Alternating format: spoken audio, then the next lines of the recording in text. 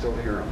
All right. We can still hear you. All right. You know what? We're going to continue with this. Just bear with us. There you go. See, it's the magic of television. Sometimes it comes and sometimes it goes. Let's get it while it's right there. With me today is Patrick Bennett from the Better Business Bureau here in Eastern Michigan. And it's harder and harder for people to avoid scams these days. What's going on out there?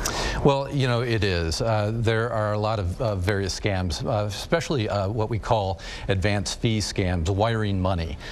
So avoid any kind of business that you run into that asks you to wire money to somebody that you don't know personally. Businesses like work at home type scams that may be asking for some money to be wired to pay for training, or wired money for fees or taxes to win a lottery that they claim that you have won. Okay, and when we talk about wiring money, let's hit this one because I know it's been going around a lot.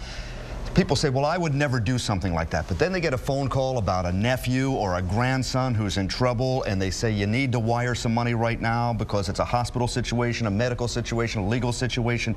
That is, when you hear something like that, be really careful because it's not true. Absolutely. You know, they're playing on the emotions of the potential victim, that they're going to give that money up because of the situation that they're describing.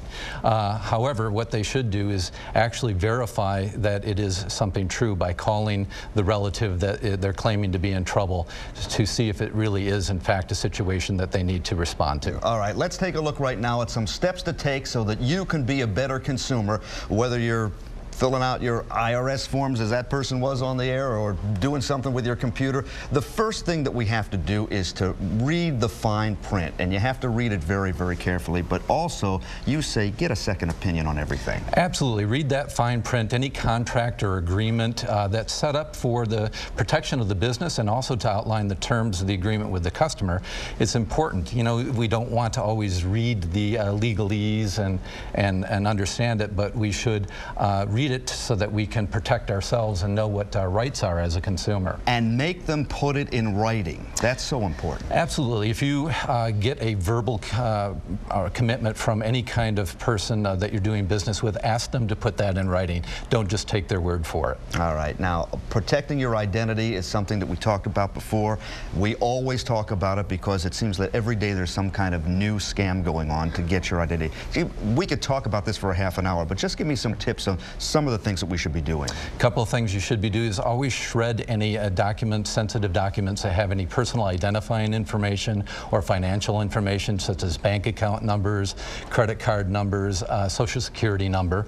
Monitor your bank accounts and financial accounts regularly to detect early any kind of fraudulent activity. And if you find that there's something that is not right, that you contact your financial institutions right away, and also place a fraud alert, with the 3 credit reporting agencies. And when you mention shredding, I'm reminded that your Better Business Bureau here is hosting an April 30th event.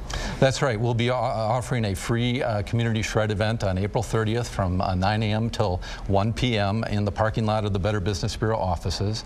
And people can bring up to 3 regular-sized bags or boxes of sensitive documents to be shred on the spot for free. All right, one of the things you have to know is if you have a problem, where do you complain? Let's take a look at all the places that are there working for you, as we say. First of all, the Better Business Bureau, the Federal Trade Commission, Attorney General's Office of Insurance and Financial Regulation in Lansing. They staff it all day, every day during business hours, and they're there to even begin investigations for you.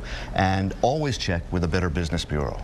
Absolutely. We report on nearly 4 million businesses across North America. We have reviews on these businesses that will provide their customer satisfaction history, whether or not they've had complaints, have they responded to those complaints, as well as other information about the business, so they can check on those businesses anytime. All right. Patrick Bennett, Better Business Bureau, we thank you for being here. If you want to get to them, it's bbb.org, but we have all the information on how to be a smart consumer, the things that we discussed, other things too, links to all the organizations we talked about and more at myfoxdetroit.com on the Money Monday page. Thank you, Patrick. Thank you for having me. Have you back here in a couple of weeks as well. We update all of this, and I'll see you tonight on Fox 2 News beginning at 5 with Money Works and the Job Shop, always working for you.